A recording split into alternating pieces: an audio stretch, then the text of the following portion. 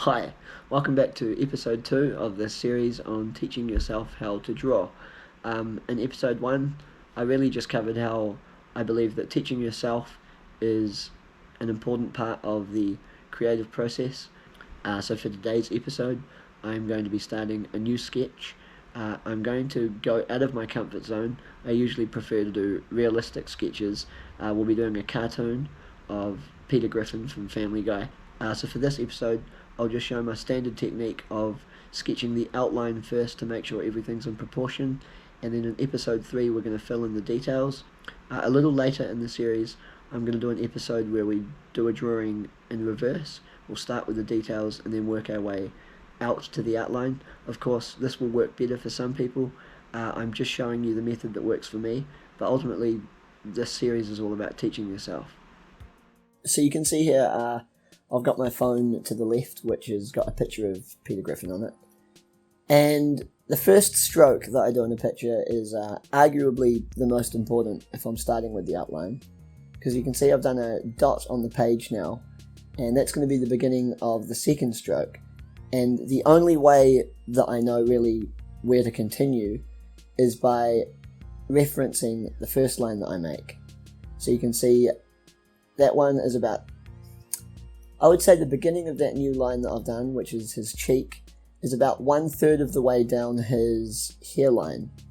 And now I've drawn his collar, and I decided, based off of his hairline, based off of the height of his cheek, that was sort of between halfway and 2/3 of the way across his hairline.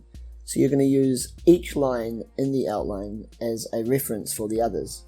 So that's why the first line is so important, and you can see there I'm doing a dot on the page based off of how high up his collar goes, and also the position of the bottom of the collar where it meets in the middle. I said in my last video that it's important to be able to draw straight lines even if you don't intend on doing artwork with straight lines.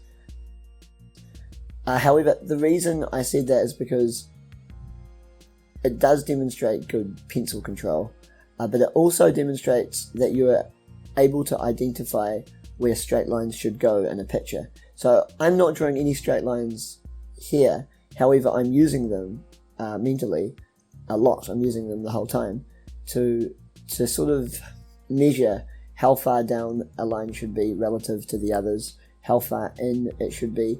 And that's why my preferred technique, I'm normally sketching. This is kind of going out of my comfort zone to do a cartoon character. But my technique is always to do the outline first and then fill in the details at the end. It just helps me to get the perspective right. And as I said, I'm self-taught, but the purpose of this series is not for me to teach you. It's for you to teach yourself. So this is only a preferred method by myself, and obviously I recommend that you do try it, and don't be afraid to try different drawing styles. You won't be good at all of them unless you are, in which case you're better than me, because I really, this is my preferred method. Otherwise I find it very difficult to get perspective and to get the whole picture. He's going to have a small head and big arms or something like that. So when I say that I start with the outline, that's not necessarily a strict rule. I do some details. You can see I did the collars before, and now I'm doing the buttons. And the reason for that is these buttons, although they're not really the outline of the picture, they are important points in the middle of the picture which can be used as reference. So when I do his left arm now, you can see I'm starting with figuring out exactly where the bottom of his shirt should be there. I'm doing a straight line up to the top of his collar and another straight line in to the middle of his shirt. Those buttons will become really tools to measure how far across we go, how far sideways we go, and you can see that by using the collar, using the shape of his head, and using the crease down the middle of his shirt where the buttons are, I've been able to get perspectives that I feel accurately represent the picture. So if you need to include details, even though you're technically in the outline stage. That's important to make sure ultimately at the end the picture you're wanting to replicate whatever it is you're copying. So whatever method works for you. Later in the series I'm going to do a different sketch, beginning with the details and working my way out, which of course is not my usual technique, but I think it's good for us to learn as many different techniques as we can, really, because you don't know until you've tried it. I'm going to make a little list here of skills that I think you need, at least skills that you need to focus on or possibly train yourself. If you want to do this method of beginning with the outline, of course it's not for everyone. So I'll put the list up here of skills I think are important, and if this method seems appealing to you, then I recommend you practice these in any way that you see fit.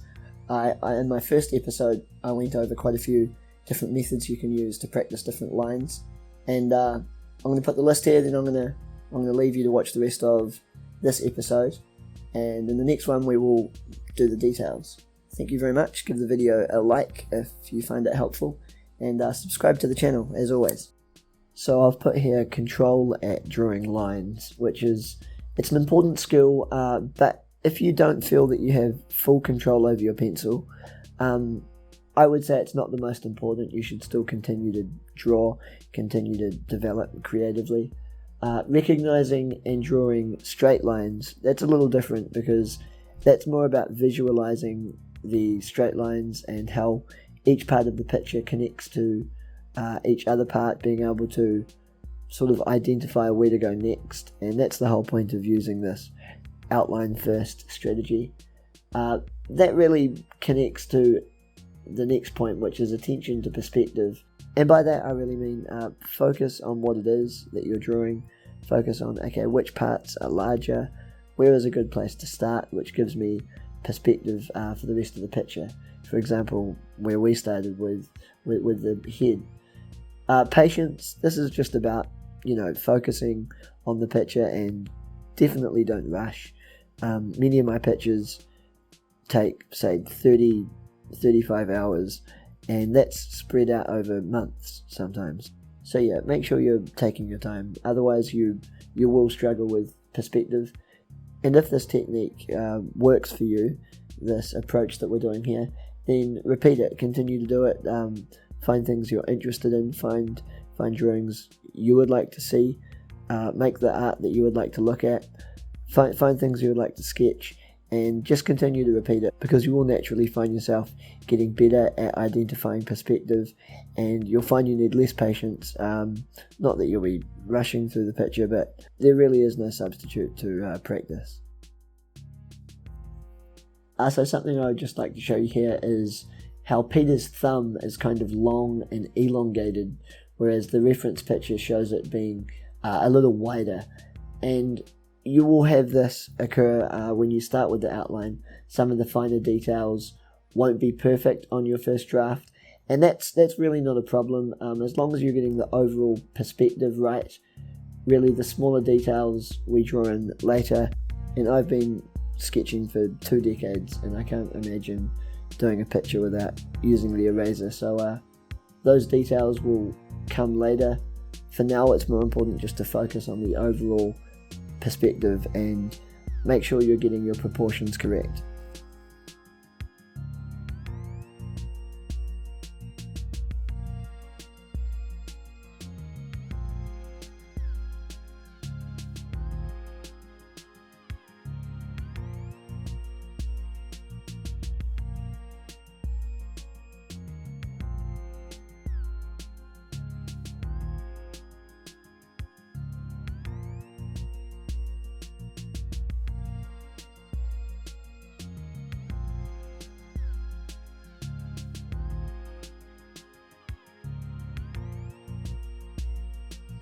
So now we've finished the outline, and I'm not necessarily happy with all the details, but as long as you've got the overall proportion right, then this outline first method really allows for you to make some finer mistakes, and as you move forward with the detailed stage, using the eraser, using the pencil. You can fine tune the picture as long as the outline reflects what it is that you're sketching. So thank you very much for checking out today's episode. You can subscribe to my channel on YouTube, Instagram and TikTok. For episode 3, we're going to take the outline that we did today and apply the same methods to make sure we're getting the details in proportion to what we've already done. But I strongly recommend that you explore other methods and techniques that might work better for you. Try different styles, try different approaches, see what works best for you, and I'll see you back here teaching yourself how to draw on episode 3.